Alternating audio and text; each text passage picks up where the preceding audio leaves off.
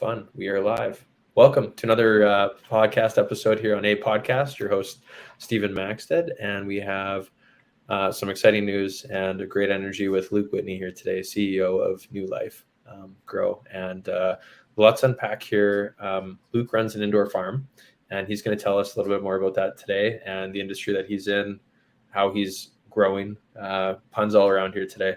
But I'm going to hand it off to Luke and get him to, introduce himself just a little bit more, and then we'll get into just having a conversation around his business today. So thanks, Luke, for making time in the day. I know you're busy with the expansion that you have going on. We'll talk more about that, but thanks for being on here. And if you want to give the listener a little bit of just your take of yourself and your intro. I know a little bit about you already we've met a couple times, but for that listener, the first time meeting you or someone that already knows you. So.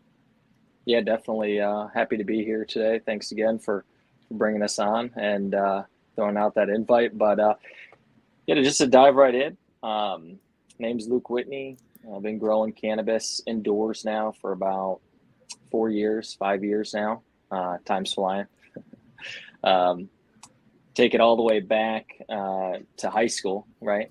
To the origin story. So I ended up joining the military actually once I got out of high school and served 4 years active duty in that. And great experience, learned a lot with that obviously, but got out of the military and was looking for, that next thing. What are we going to do? And ended up doing a little franchise with my dad down in Florida, but then we shortly after figured out that wasn't really for us. So flash forward, it's 2017, December.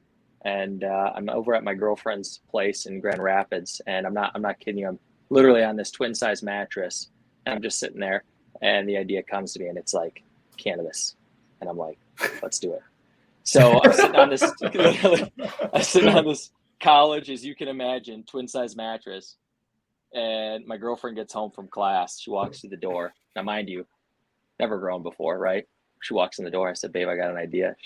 She goes, what's that? And I said, I'm literally going to start growing cannabis. She's like, you're crazy. I'm like, no, literally, I'm going to start growing cannabis. And what's funny now is looking back to that moment, I feel like there's a lot of moments like that in life where somebody tells you they're going to do something. And now flash forward to a lot of things we're going to cover today in this episode. And it's been quite a journey. It's pretty exciting. That's awesome. I'm super jacked to get in and unravel this more. But you're right. A lot of people do say stuff. It's funny you say that. Something for me personally that we'll call grinds my gears or whatever is like someone says they want to do something. I literally will follow up with them and be like, hey, where are you at with that? I'm always curious. I'm like, oh, cool. Cause I'm always about growth and growing things and, more company side, but we'll bring that into the plant side of things here too. So from that point on, what was the first step that you took to get into the business, and what were some of the learnings there? I'm sure that there was lots if you never done it before and really touched in the industry. So yeah, it's actually funny in that conversation. Caitlin looks back at me and she goes, well, I might actually have somebody that could be your first patient. Because at the time in Michigan, there was no commercial laws. They were working on drafting some things, but you had to go out essentially and get a patient if you were going to do it legally. And you could be a patient to yourself, but you had to go out and find somebody that you could caregiver plants for. So we ended up doing that and grew in this little room that, I'm not kidding you, was 7 by 10. It was 70 square feet, and the ceiling height was at the most in there at 6'6". And I know a lot of growers out there hearing this right now, 6'6". How's this guy even going to grow in that room? Well, funny story, man. I ended up going out to the hydro store, asking a bunch of questions, just getting my hands on literally everything and anything I could with cannabis to learn and get myself ahead of the game, or at least prove that I knew, what I was doing to some degree. And got a couple tents, set up these tents, man, LED lights, tried a ceramic metal halide.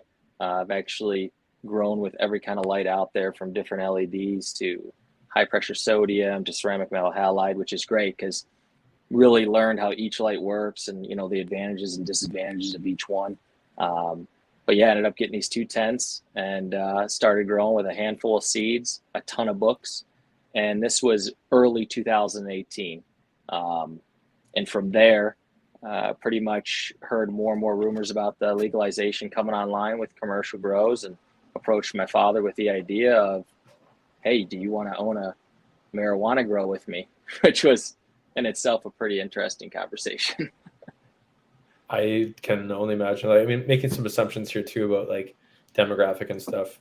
We're pretty close in age. I think I knew that before too, but I'm sure our dads of the same generation where that probably was faux pas in their Yeah, day, right? Like not a thing that exactly. you did or even talked about necessarily, to some degree, right? But Right. I can imagine that being very interesting. And I don't know if we chatted about this before at all, but I got curious one time, and I ordered like a handful of seeds. There was like 5 seeds that showed up. Ordered them online, and then I just wanted to learn how to grow them when I was working in agriculture. So I had very little experience doing this, but Yeah. I got to the point where I was like actually cut off some lower leaves and clone them, and then all of a sudden it turned from 5 to like 30 really quick. And this is not really my scene at all necessarily, but I was just curious about the plant side of things. So I had a brief stint of experience doing that, and I can only imagine you learning this with many different lights and rooms and doing them in tents and stuff. And I had a tent as well. But where'd you take things after that with a conversation with your dad? And you had these this growing like a tent, because you're probably producing pretty okay out of the tent. I would imagine you're figuring stuff out as you're pretty green to the business. Another pun there. But Yeah, exactly. Yeah, no, I would. So where things went from there, I mean, so I get this handful of seeds, and I don't necessarily love the term master grower. I think that there's a million things that go into a successful run from start to finish. I mean, I literally beat that a billion things, but I was lucky enough to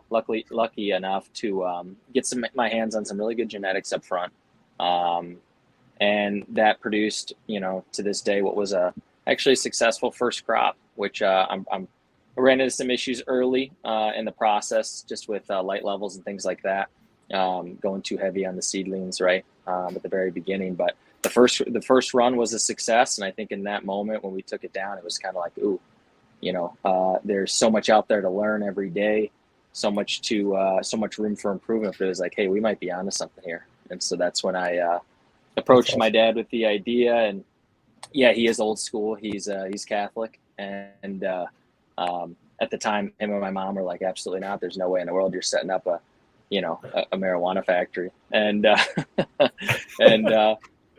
through some persuasion and through some effort, we ended up finding a building and put a down payment down. So that's awesome. That's great. And what's something we mentioned before about like the genetics, and you're lucky enough to have some good success there. Like, how many varieties are there out there in the industry, and how many varieties do you guys touch? Just for the listener to like gain a little bit more about that scope there and that scale. Yeah, I mean, there's genetics is a huge part of our industry, obviously, right? But that's a very, very important topic for this space, the cannabis space, because there's a lot of what I call hippie magic out there. People popping a pack of seeds and then naming it something after themselves or saying that they bred it. But there is literally thousands and thousands of cultivars out there. And I know there's some good people working really, really hard on the lineage and trying to figure out, dating things all the way back to the beginning. I mean, cannabis goes back thousands of years into the Hindu Kush mountains and different things of that nature. So I don't know if it's possible to trace everything back to its origin, but I would definitely say that there's some good people working on it and there's literally thousands and thousands of different strains. So that's awesome. And something you mentioned before, and hopefully we can touch on it just behind you there on the whiteboard. You mentioned that you guys do like a rating system for the performance to gauge like how well their varieties are doing for you guys there. And do you want to touch on that a little bit? I thought that was really cool. Having kind of by accident moved your head there, but you guys kind of keep track of everything and make sure. And I compare this very similar to like my background in like commercial agriculture, like outdoor stuff, where it's a little bit slower process because they have to wait a whole season. Whereas, I mean, maybe 2 questions here. One, how do you guys rank that, and what does that look like? And then, how long does it take to grow, a variety to maturity? Yeah, definitely. So yeah, the board behind me, analytics are a huge part of what we do here at New Lyfe. Just tracking. It's funny. An ultra competitive market will generate a lot of effort in different directions, and we're obviously in a position right now in cannabis where things have become extremely competitive.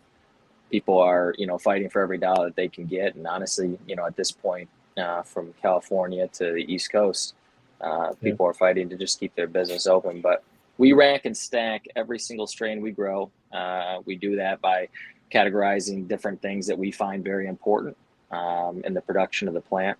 And then we'll take every single cultivar or strain, as some people call it. And as that strain grows up, and we process it after several cycles, then we'll begin giving it different points in the different tiers, which will then, put us in a position to be able to vet our own strains, to be able to produce the best quality products and provide them here to the consumer here in Michigan. So, Very cool.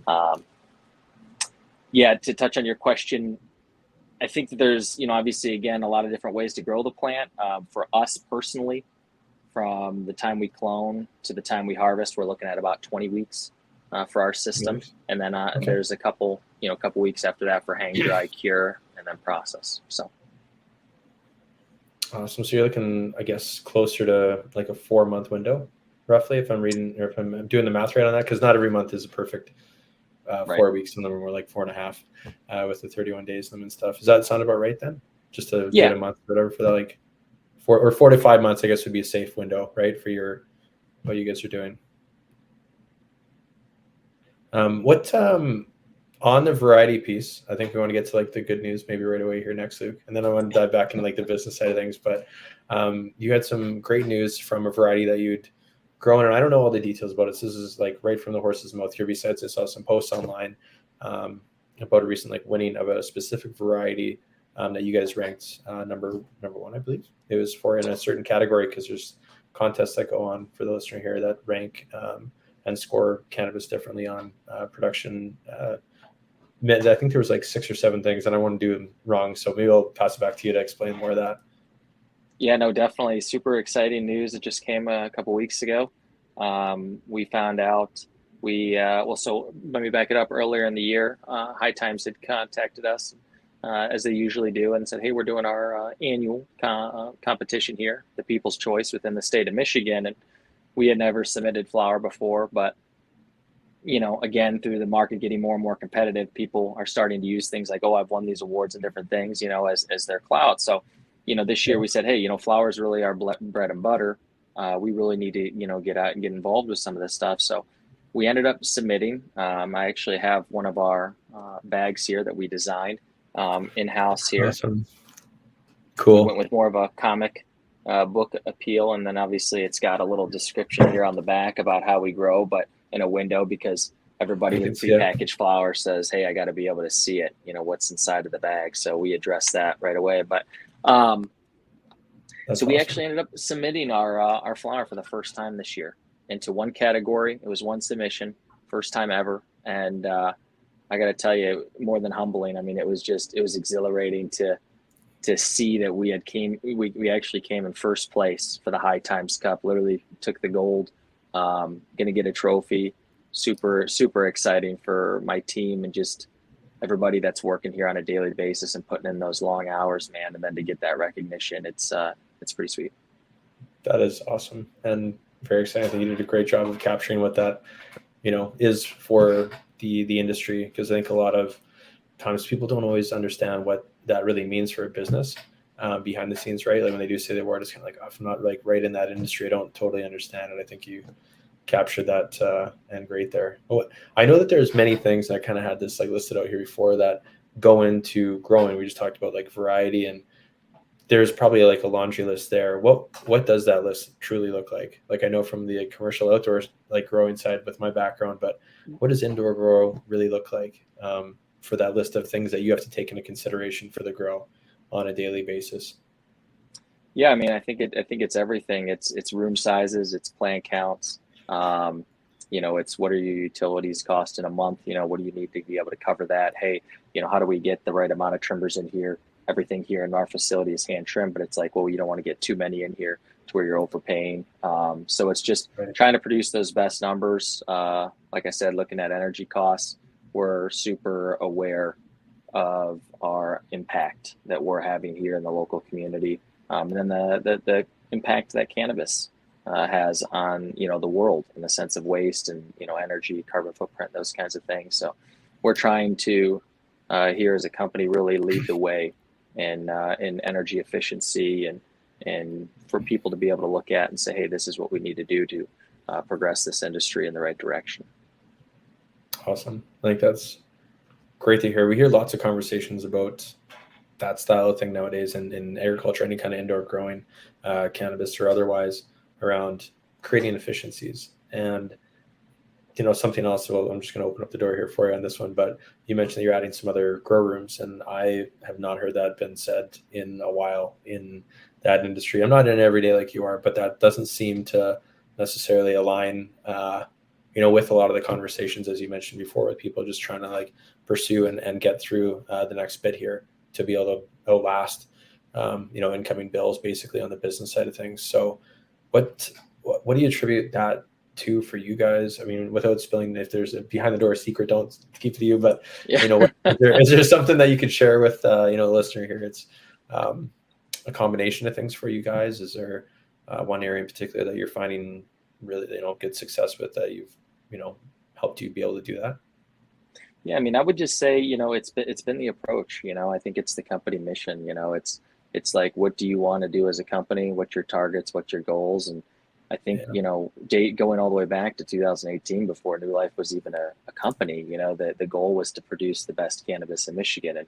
And, look, I know everybody says they want to do that, in their marketplace per se, but we really, really meant that. And, we never wanted to be the biggest in our marketplace. We just want to produce what's arguably the best product in that marketplace. So, we've grown. As you just touched on, we've got 3 new rooms opening up. We're currently at 3 rooms, so we're doubling production, which is a big step for us. And it's all done organically. We're not out here giving out parts of the company or bringing in partners and stuff like that. We're just growing naturally and organically. And we're trying to grow at a slow pace, because we know that, that's kind of a key to success. It's nice and steady, not too much at once. And that's just been our approach from day one, is, hey, let's get these rooms set up and let's get growing in this space and produce a really good product.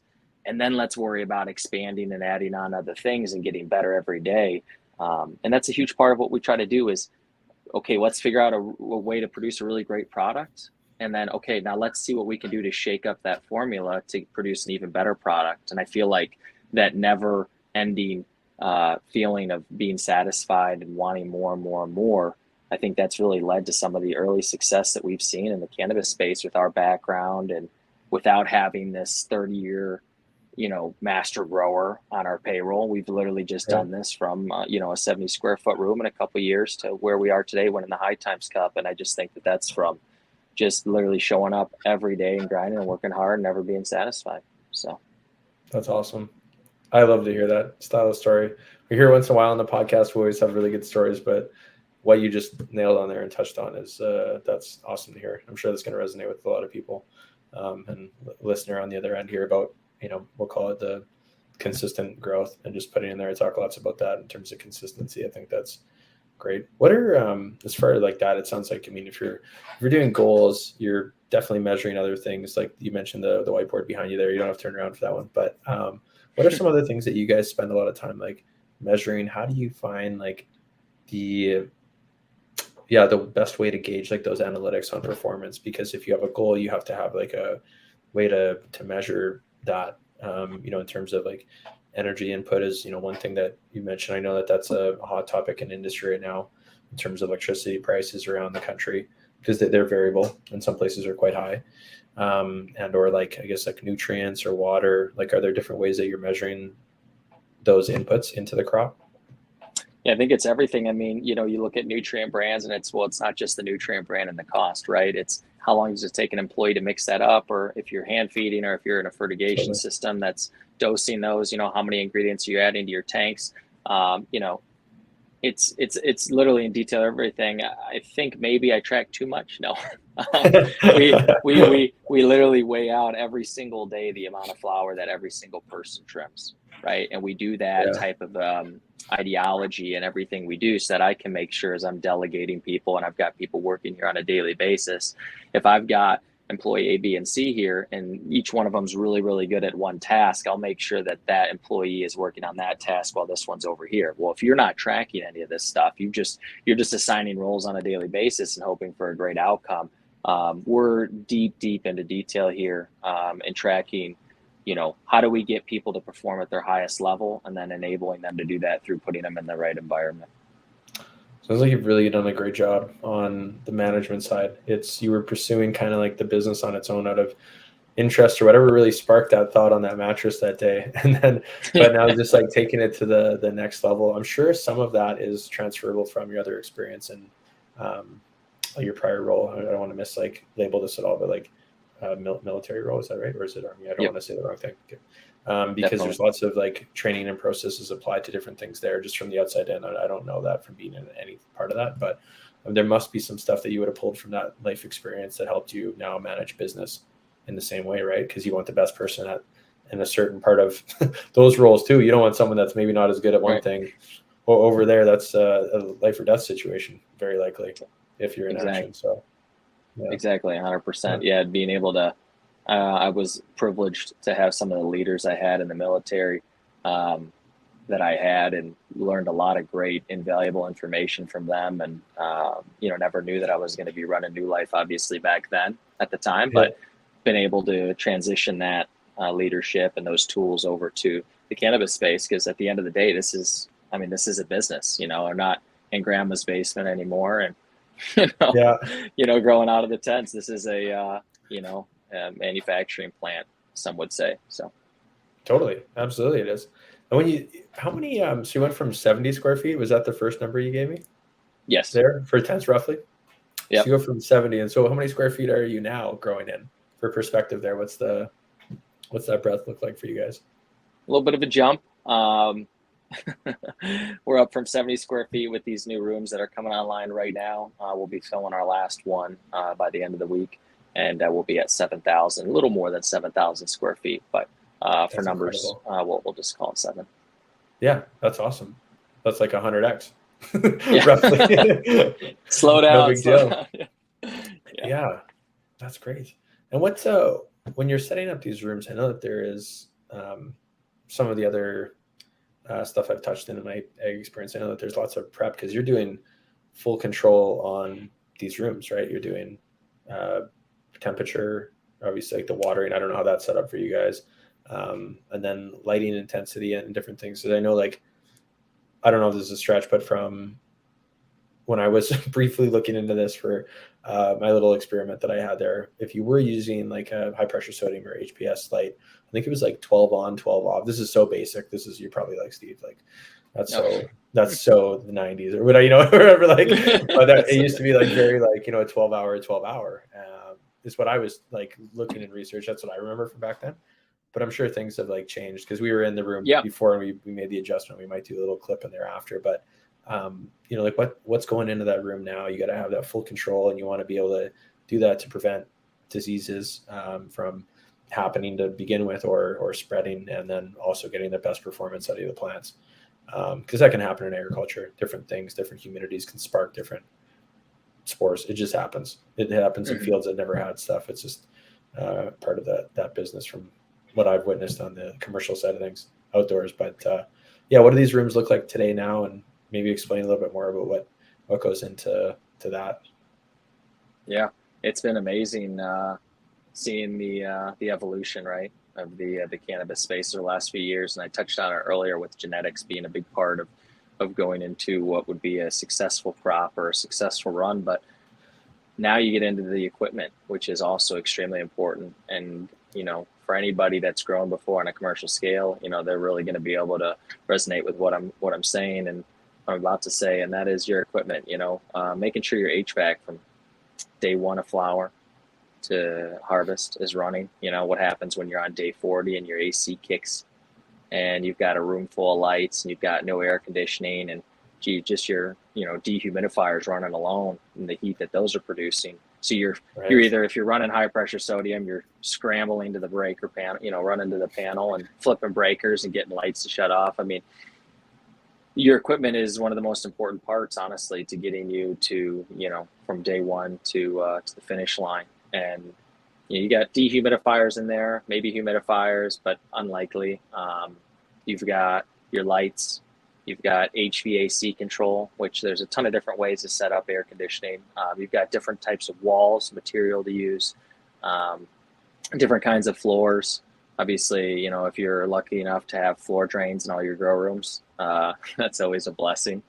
So you're not pumping all your runoff out of the room. But yeah, there's a lot of different components that go into making up the grow room on the inside and on the outside. And then yeah, scheduling's a really big part of you know, something we're aware of is obviously run and flip schedules, have certain rooms on while certain rooms are turned off to be able to kind of save on that energy and then ultimately have less of a draw Oh on the yeah. power plant as well.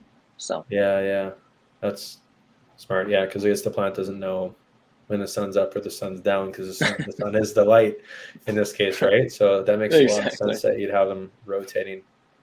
Yeah. Well, that'll be interesting with, I mean, how long are the lights normally on for then?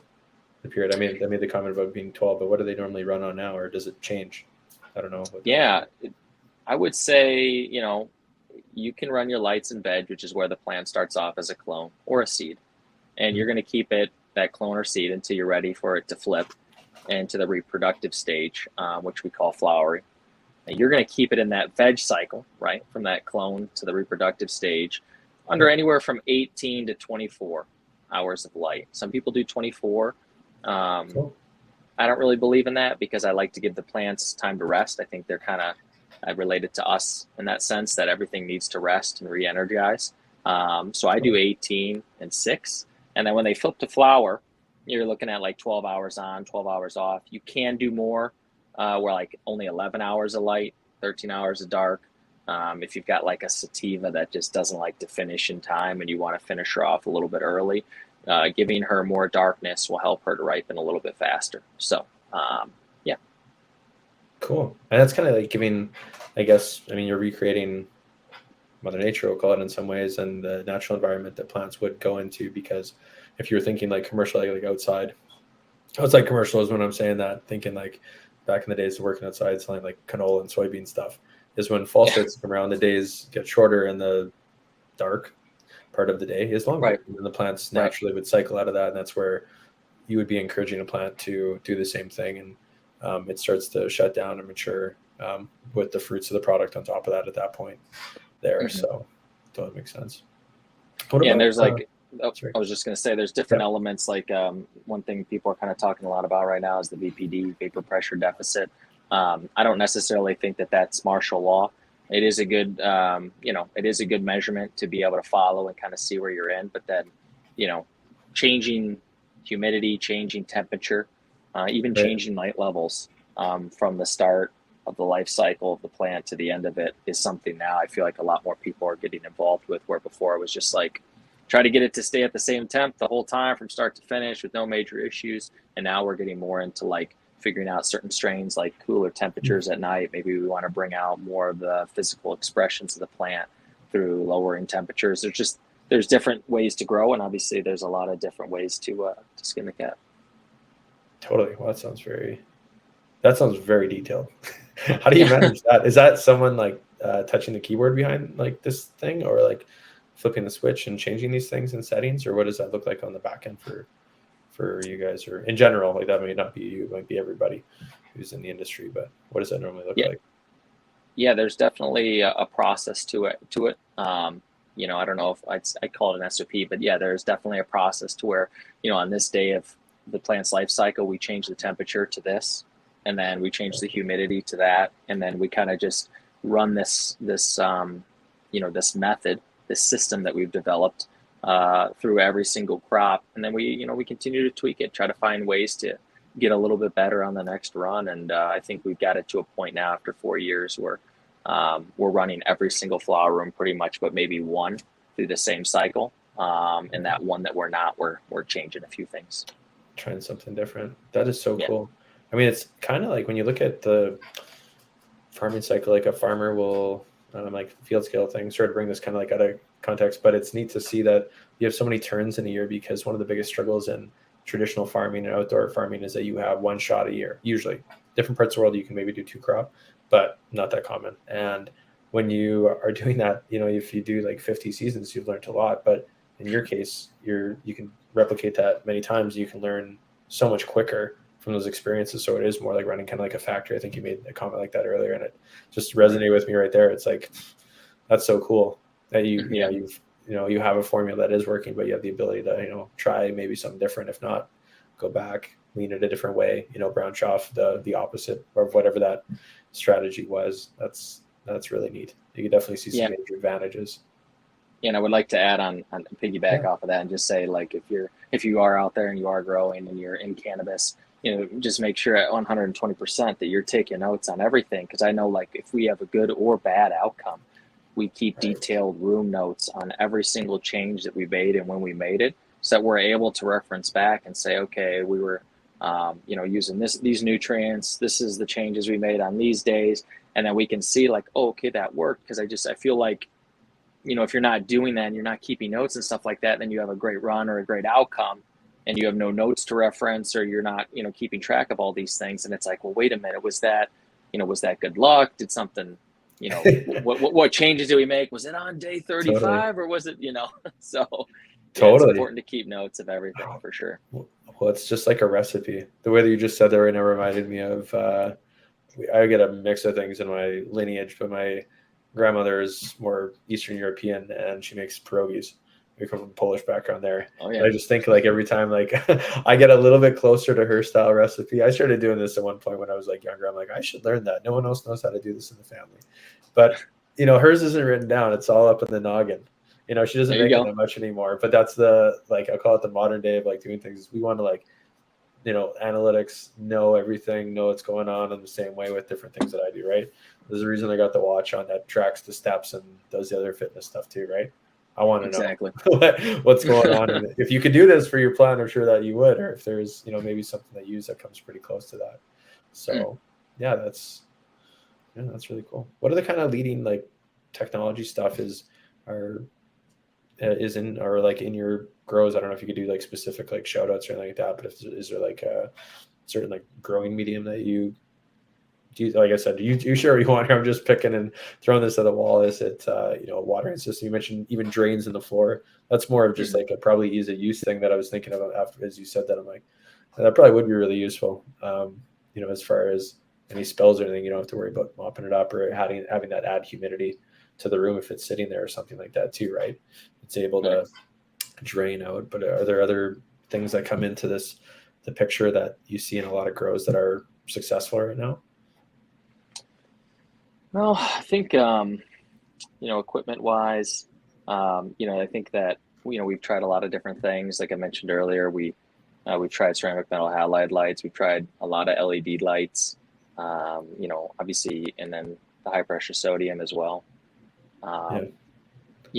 The equipment you use is obviously a very big, important part of what we do in the space we work in. And I think if there was one product specifically that I'd like to talk about, it would probably be our grow fixtures, our Ignetics grow fixtures. The reason I bring that up was I was actually on a trip at the time. I was growing with high pressure sodium and getting good results, and was on a trip actually out back to Grand Rapids to see that same girlfriend of mine.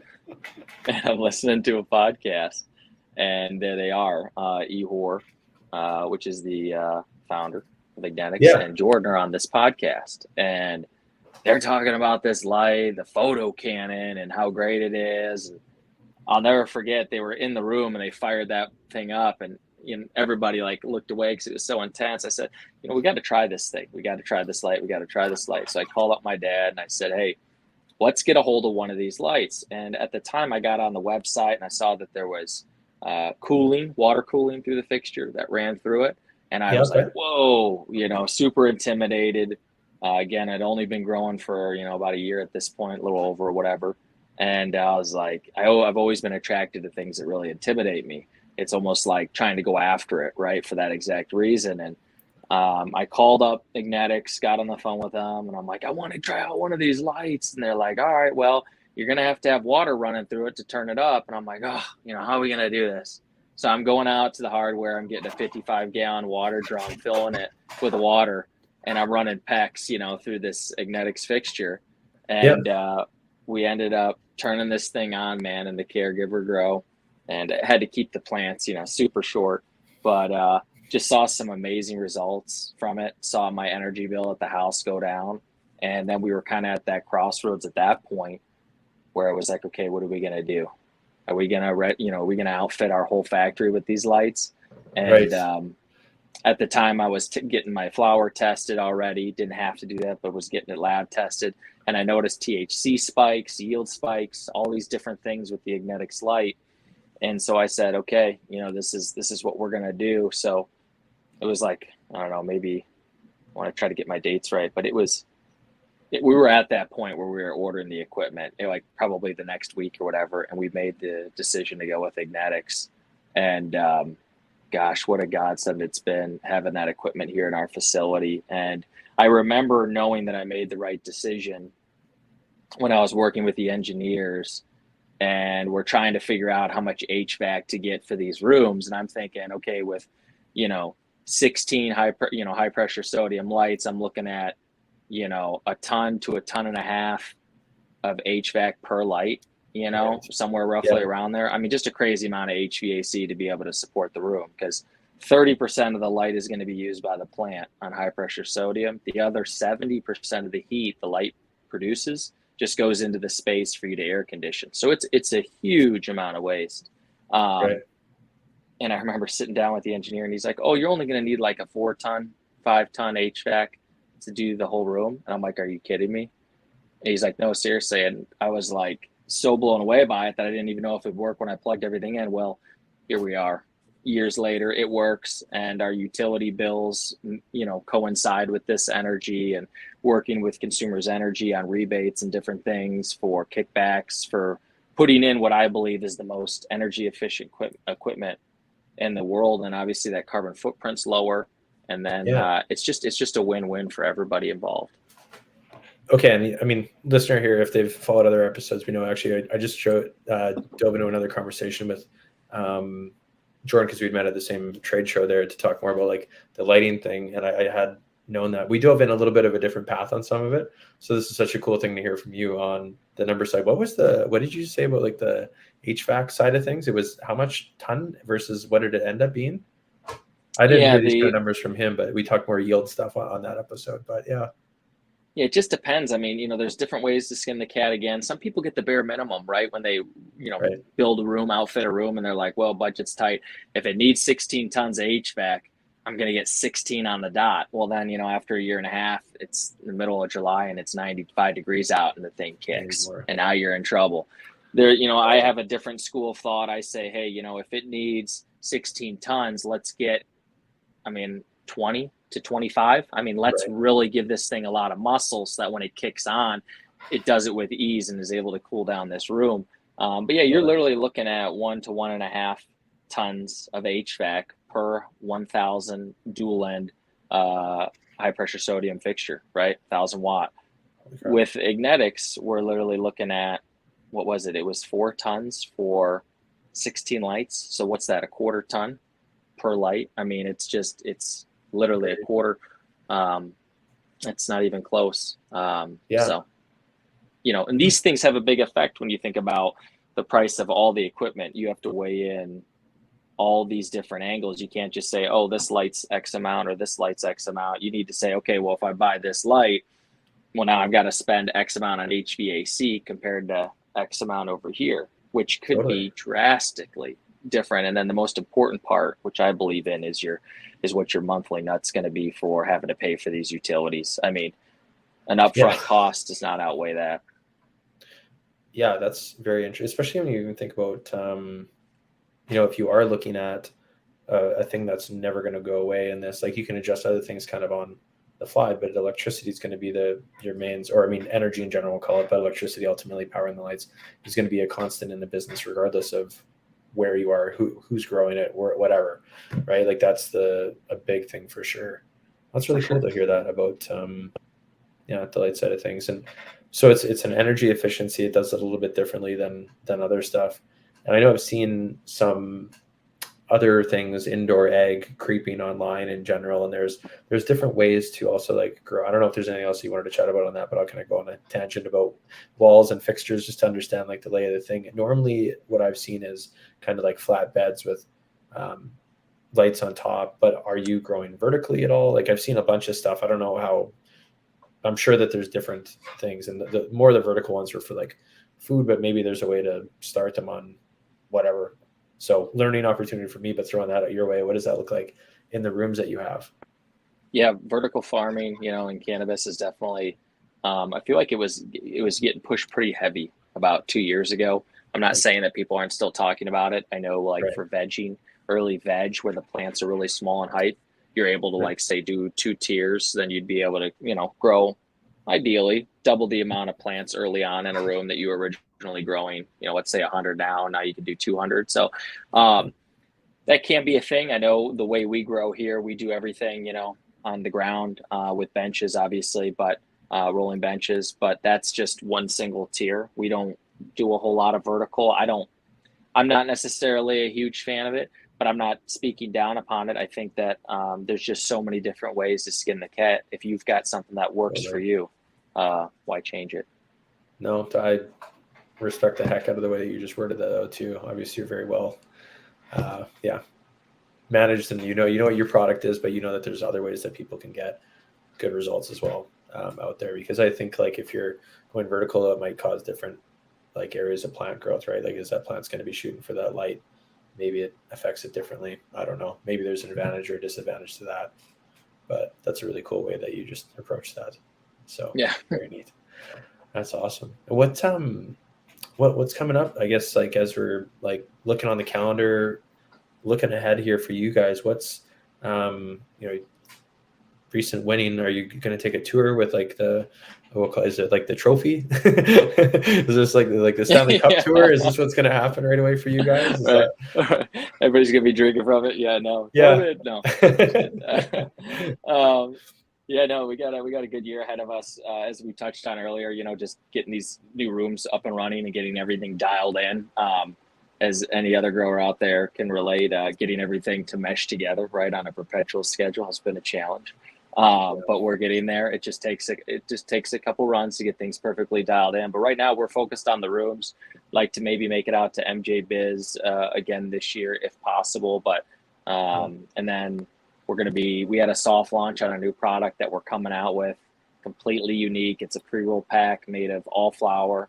It contains an eighth of all flower in it, but it's in like an aesthetically pleasing cigarette like appearance. Pretty cool. And it comes with matches, a match striker on the back. It comes with a spot for your roaches. So like if you smoke half of it, I mean, it's a pretty neat little product that we'll be coming out with later this year, hopefully. So cool. What else or maybe this is like a silly question, but what else do your products like go into? Is it always like rolls or flower like product like that, or does it go into anything else? I know there's edibles and like butters and oils and stuff like that. Does your product ever touch in those industries at all, or that part of the industry? I guess I should ask. God, we wanted to at some point. We get hit up a lot by processors here within the state of Michigan wanting to get a hold of our biomass. At this time, we're using all of our products internally here for either pre-rolls for flour or for these pre-roll packs or pre-packaged like the Go-Gurts we touched on earlier. So right now everything's in-house, but hopefully get some concentrates and other things out in the market in the upcoming future. Oh, cool. Well, if you're doubling production, maybe. Yeah, exactly. There, so that's good. And how do folks like find your product specifically? Do you guys do all like the packaging and stuff? We didn't really totally dive into that, but like I have the website on the other screen here, and like do they buy it from like a retail location, or do they buy directly from you guys? Yeah, we sell everything is sold off to a retailer or provisioning center.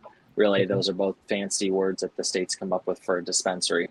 And we ship everything to licensed only dispensaries, and then you're able to find our products. We're extremely exclusive. We're only in about 5 stores in the state, but you can always check us out on Instagram at New Lyfe MI. That's with a Y, the Life. So New Lyfe MI. You can check us out on Instagram. We post a lot of stuff there for where you can find our products, and as well as you can check out our website, newlifemi.com, for any merch. We got a couple things up there right now you can check out. I just pulled it up. That's why I clicked on shop here. I was like, okay, we got the merch stuff in here. We have t-shirts, some sweatpants, some socks. I don't know if there's more if I click in here, but I think that's the gist of it on here. I think that's awesome. I know there's certain like, is everything like labeled on the packets and stuff that goes out? Is it all like stickered with New Life on them? Like people would know that they're having your product when it Yep. goes out. You just have to look on the sticker that the state mandates everybody to put on the products, and that sticker is going to say who the producer is, the grower, right? When it was harvested, the potency, CBD, different things like that. So you'd be able to find it. The product breakdown that way. Awesome. Definitely. Cool. And that's great. And I guess I think you just captured this moment too, but I'll just repeat it. And it'll be in the bottom of the episode here for the listener here to go check out in terms of like Instagram, website, and possibly find you. Are you on LinkedIn as well? Yeah, you're on LinkedIn. Yep. Yep. You can find me on LinkedIn under Luke Whitney. Yeah. So yeah. Awesome. And I think that's it. We covered the calendar coming up, where to find you. And I just want to say thanks so much for being on the episode, Luke. And we covered lots here today about the success of your grow, and thanks for sharing that knowledge with listener here. And I think ultimately, though, my takeaway here is setting goals and following through on them and being consistent.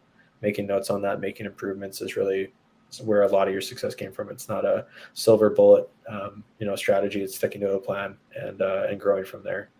So it was very cool to hear that today. So I just want to say thanks again for being on the podcast, and we'll chat with you soon. Yeah, thanks for having us on.